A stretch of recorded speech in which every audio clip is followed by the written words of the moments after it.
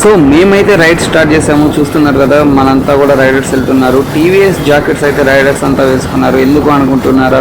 So మేము riding gates మీద TVS jackets వేసుకున్నాం. ఎందుకంటే ఇది వచ్చేసి టీవీఎస్ సోమాజీ కూడా అంజలి షోరూమ్ వాళ్ళు అయితే ప్రొవైడ్ చేశారనమాట ఈ రైడు. సో దానికోసం వచ్చేసి టీవీఎస్ జాకెట్స్ కూడా వాళ్ళు ప్రొవైడ్ చేశారు, వేసుకున్నాము.